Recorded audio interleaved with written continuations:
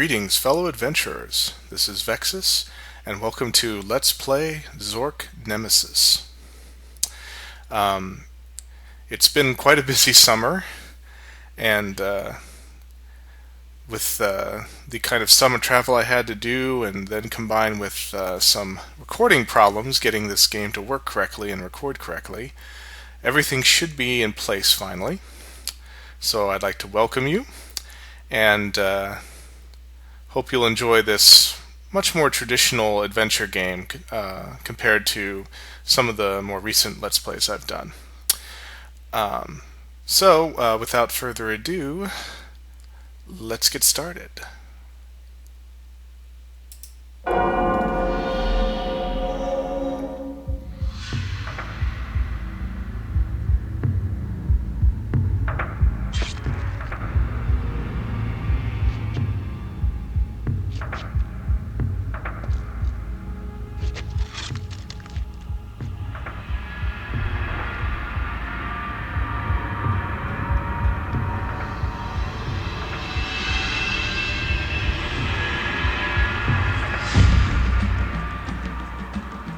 No one remembers exactly when it began, but I'll never forget.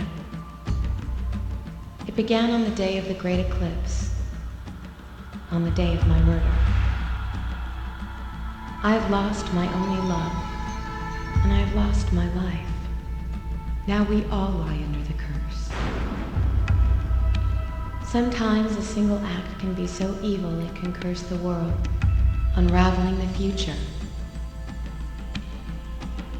Only the four lost elements will bring the world back into balance. Then I will live again. I have but one hope left, and it is you. No one else dares come here.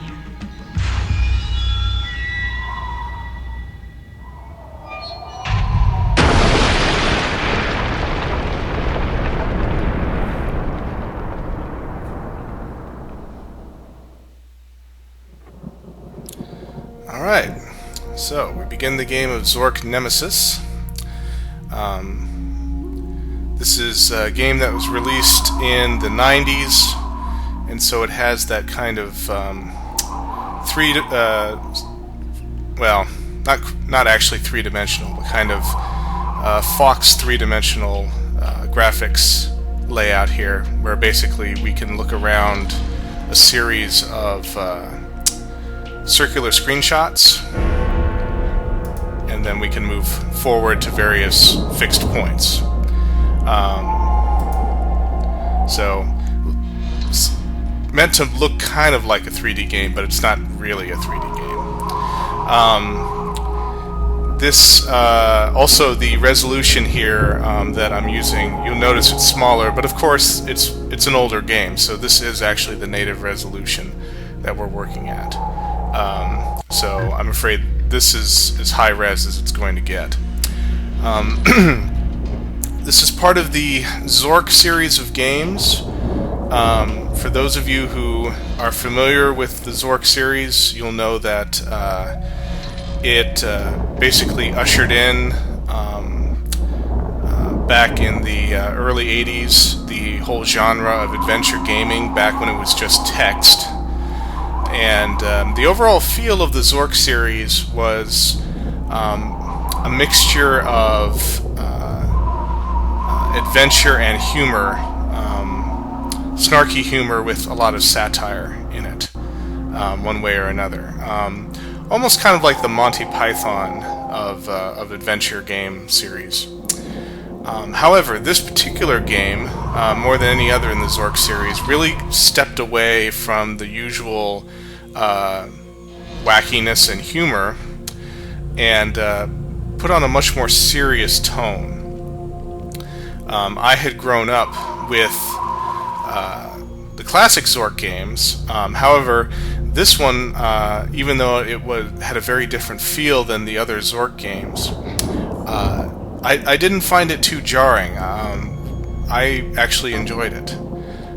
And this was probably one of the first adventure games that I completed on my own without my mother's help. because some of you may have heard me tell the story before that when I was younger, it was my mother who showed me adventure games and went through them with me kind of looking over her shoulder. But this one was the first that I really kind of did it on my own. You'll notice that in the background there's an occasional little sound artifact, and unfortunately those will crop up every now and then, but this is the best I can do.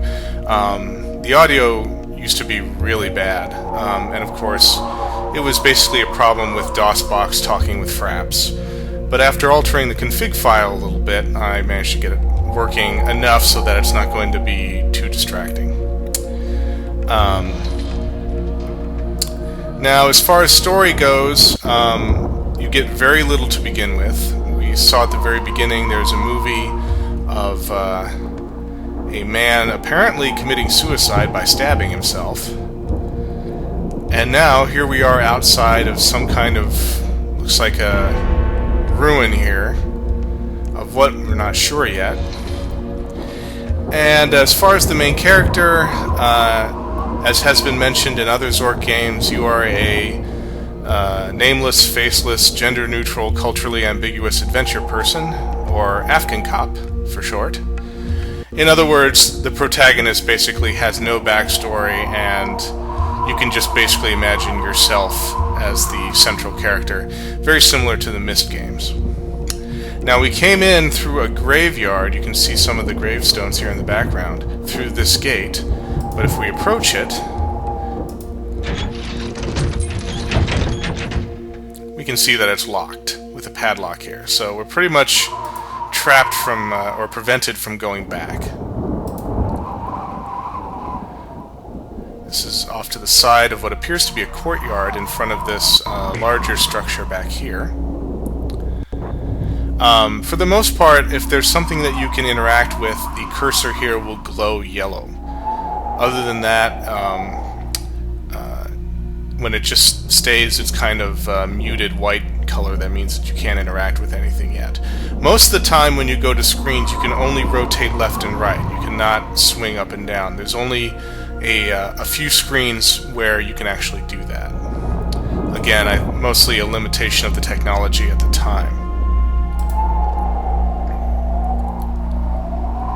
It's a very dreary place around here, and we walk to the other side and still nothing that we can really interact with. You can see the graveyard a little better now here beyond the gate. The Zork games take place in what is known as the Great Underground Empire. However, the geography of the Zork games is not always clearly defined. We'll go to several places, and oftentimes you can see the skies, so we're not always underground. We'll kind of going a mix above or below ground.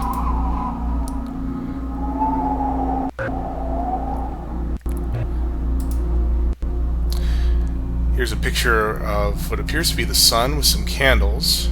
This is some kind of small shrine or something, which is sitting outside of the larger structure, which is back here.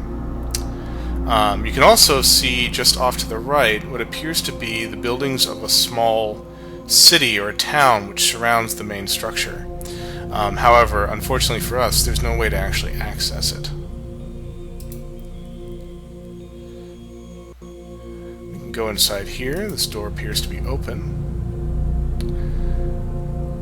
Looks like chairs to sit. Almost maybe this is, you could think of this as a small chapel. Some chairs on this side. Here's a candle that's burning. And over here we have some, what appears to be a sarcophagus, or a coffin. Here we can actually interact with the candle, so let's see what happens.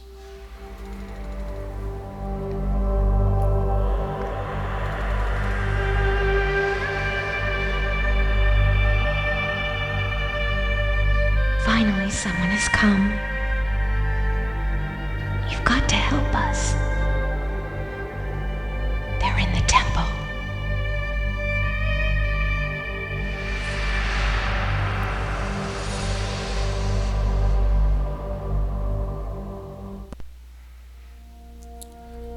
That was ghostly.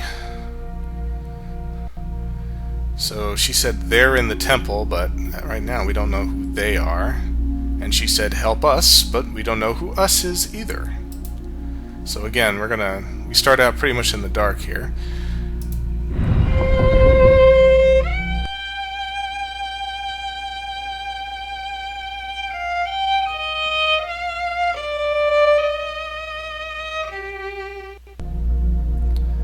Okay, someone buried a violin. Ah, but there's a note with it. I will be there waiting at the gates of hell. You will not escape my wrath. Friendly. Let's hope that's not directed at us.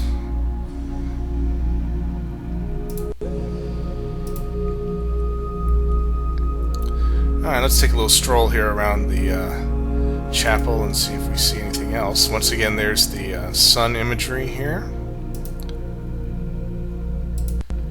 But it looks like the other three walls of this chapel are all the same, and we don't see any access to any other areas. So, we shall go forward towards what the ghost of that lady called the temple.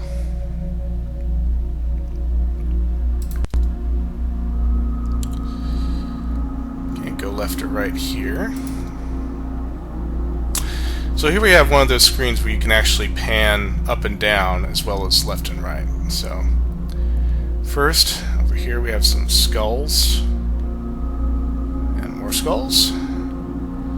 But if we look up, we see that this is quite a large front gate here. And here a plaque reads, "When the sun and moon are joined, the entrance to eternity is opened." A large part of the story for this game revolves around the subject of alchemy. So both chemical substances and planets, the sun and the moon, will all be involved here, including in many of the puzzles we're going to solve. So here we have the knocker.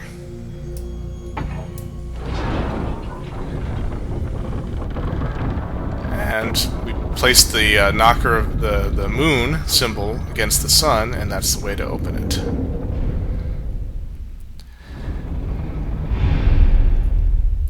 Now you'll recall that at the opening screen, right after it showed Activision, which by the way is the distributor for this game, we saw the title appear when there was an eclipse of the sun. And in order to get into this door here, we had to put the moon in front of the sun. Once again, symbolizing an eclipse. So keep that in mind, because it won't be the last time that we see the imagery of the eclipse. Alchemists. Don't waste your time. I killed them all. You can do no good here. First time I heard that voice when I was first played this game, it really freaked me out.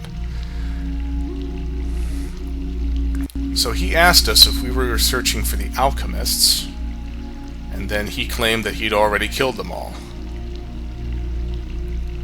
So we'll see if there's any truth to that statement. Might be what looks like a door over here, so I'm gonna take a look. Oh, okay.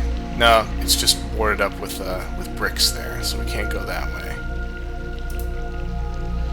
Can we go here? Nope. You can hear that pounding sound. So sounds like we pounded it against the brick wall there, but with no avail. You can see a frame here. So my thought has always been that there used to be a room here and it's just been bricked up. However, here we see a library. Everything around here is a mess, so I get the feeling that this place has been long abandoned. Chairs scattered all over the place. here it has what looks like some globes of this world. Hear that clicking sound. Keep that in mind. But before I mess with that, I'm going to go over here and look at some books. No title on this one, just a bunch of symbols. Alright. 6 Mumbember. This is a month in terms of what the Great Underground Empire uses. And there's a lot of references here to the overall lore of Zork, which, like I said, has a lot of snarky humor in it. So all of the names for the months here are just small variations of what we would call our names for the months. So here, Mumbember may be, November, just in their way of putting it. So here we have a large map here, and this is actually a map of where we are. You can see here there's one room labeled Lab, and also you can see that we have some astrological symbols here along the outside. Here the text reads, "From their sarcophagi they will tell me nothing. I have all but ripped their throats out, so that is to be expected. How many threats can you use on the dead? It sickens me to live here, a demon trapped in a temple. But I must finish their work and fuel my hate with the power of the quintessence." And quintessence is another name of the fifth element, or the philosopher's stone in alchemy, I believe. Once again, we have the 22nd of February, so February. "Now that I have stolen the 4 elements, earth, air, fire, and water, I have hidden them in this unholy temple where they will never be found. I cannot risk their discovery, and have employed a great number of lively machinations to ensure their seclusion. The last intruder, that meddling spy Bivotar, never made it past my gallery, but at least he was able to take some time out to envy the paintings before I bludgeoned him. However, in the gallery, the flow of time is as circular as the room, and I made the mistake of killing him before he was ever actually born. I shall wait to see if he returns." Boy, that's confusing. I wonder if this guy is just crazy. 15. Mage, mage, mage. He really likes this word here. Now, is that actually mage, or is it pronounced mage? I'm not sure. "It is more difficult to forge the 4 alchemical metals than I first thought. I have learned through a painful process of trial and error that it is not safe to keep the elements in their purified form. The 4 are not so stupid as they look. Gaining access to their secret laboratories has been a labored process. I will go drag a hot poker down Malvo's rotting belly and see if he cries out something helpful." 25 Augur, probably August. "I am tired of this game. I ransacked Sartorius's laboratory today, and while blood flowed down the halls, I made little progress in my quest for his tin. I am as impatient as that stupid spy who thought any fistful of dirt, any drop of water, a spark from his fine Arcadian cigar, or a mouthful of his foul breath would constitute an element. I must return to my work with the elemental air.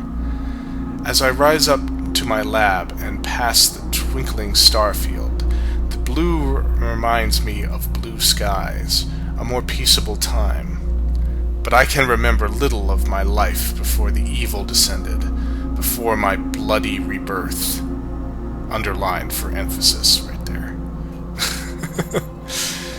Okay, so it seemed he was trying to create the four purified elements of earth, wind, water, and fire.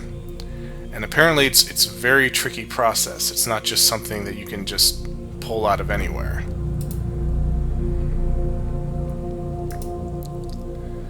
Here we have a book called Astronomy for a New Age.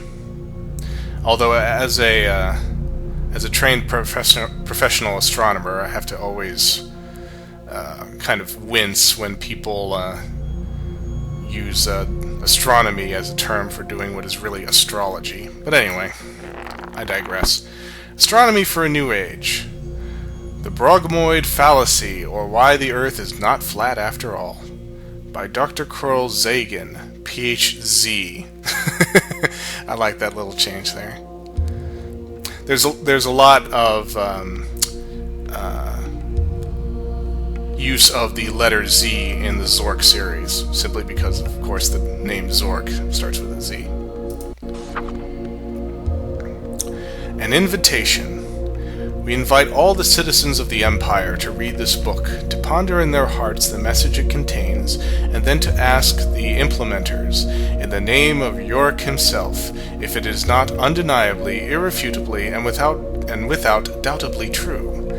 Those who pursue this course, the right and proper course of science and progress, rather than clinging to the older tenets of fearful and folkish brogmoidism, and that it is not simply the good nature of this one fellow that keeps it and us from falling into the great void. Jeez, what a horribly written text. But anyway, here we have a clue. It says, you are here, and this is the world that its inhabitants call Zork. And here we have the other planets, and as you might expect, once again, everything is just a slightly different alteration of the name of one of the real planets here. So, Hermes down here is from the winged god Hermes, which is another name of Mercury. Venusnev, which is Venus. And here we have the name written Sophia on top of it. We have Zork, of course. And then here we have Mers, that's Mars. And here we have the name Cain written over it. And then comes after Mars is, here we have Juperon, or Jupiter. Sartorius written over it. Saturnax, or Saturn, with Marveau written over it. Then we have, let's see, Maenus, probably the version of Uranus. And then here we have Plato, or Plato, which is for Pluto, before it got demoted to dwarf planet status. So the only planet here that we're missing would be an equivalent of Neptune. I'm getting sick of all these damned eclipses. The planet must be fully in light. And here it has a picture of actually a room that we will be at later. Unlike some of the later adventure games where you could freely, there was a command to take snapshots and pull them up later. Unfortunately, I do not believe there is a similar control here for this game. So you'd have to do the old-fashioned thing and sketch it yourself if you want to have these clues later on. Okay. Now this one, I think, says Interview with a Grue. And a Grue is a monster that was introduced in the very first Zork game, and has been kind of a running gag ever since. And it's written by Andrew, and I just can't quite make out that name. It almost looks like Litter, or Zitter. Oh, here we go. Andrew Zilber. And the joke here, of course, it says the Grue in his natural habitat. For those of you who haven't played the Zork games, The Grus were a monster that was invented in the very first Zork adventure game that would attack you if you were underground and you didn't have a light source. So it was a way of making sure that when you explored underground, you always had to have some kind of light source with you, like a lantern or candle. So of course, we have the Gru in his natural habitat. It's completely dark. The air in the room lay deadly still, thick with the stench of a Gru in confinement. I could make out just his faint profile in the darkness, the barest glint of his razor claws, the faintest gurgle of his fetid breath. I took a step closer, and was about to introduce myself when suddenly the gurgling grew louder, and then a sort of gnashing of great teeth, and lo, the hulking belly drew a gleaming bone from his jaws, and tossed it to the floor with a grunt. It clattered at my feet, and as I looked down, I saw that it still... But that's as much as we get. As you can see here, I can't turn the page. And of course, overall, this is just a little Easter egg. We won't be seeing any Grus in this game. But for fans of the series, this is a nice little nod. Alright, so... yeah, that was that book.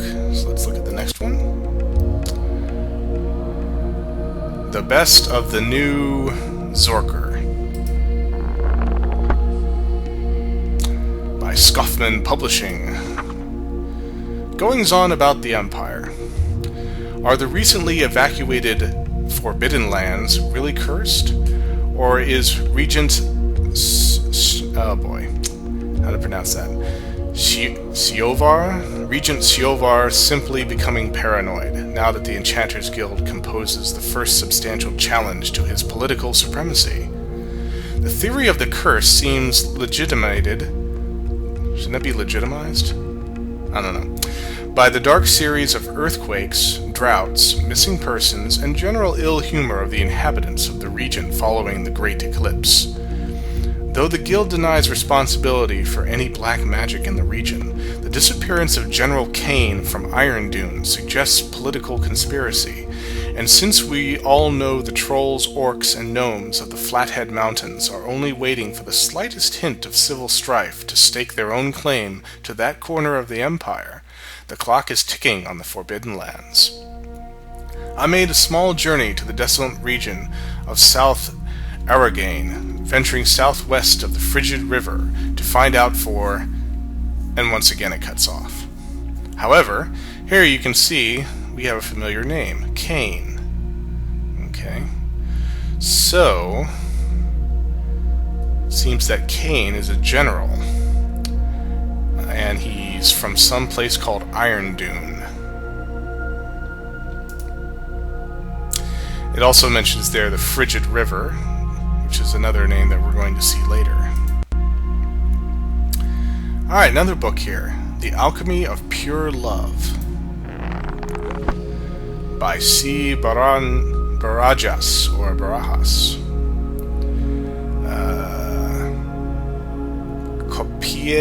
Copied right. 875 GUE. GUE stands for Great Underground Empire. Vast Wasteland Press. Now there's a name. We have a note from our crazy guy saying, explore this further in lab. I recognize that handwriting. There is a thing confusedly formed, born before heaven and earth, silent and void. It stands alone and does not change, goes round and does not weary. It is capable of being the mother of the world. Pure love, the willing and eternal joining of two souls, is the fifth element, the quintessence, or the philosopher's stone. The sun and moon are two magical principles, once active, the other passive, this masculine, that feminine. There is not a compound in all nature but hath in these two luminaries, a little sun and a little moon. So here we see the connection between the quintessence, or the fifth element, and the idea of the eclipse, of the sun joining with the moon. And here, the author of the book claims that it is actually love in its purest form, which is the fifth element.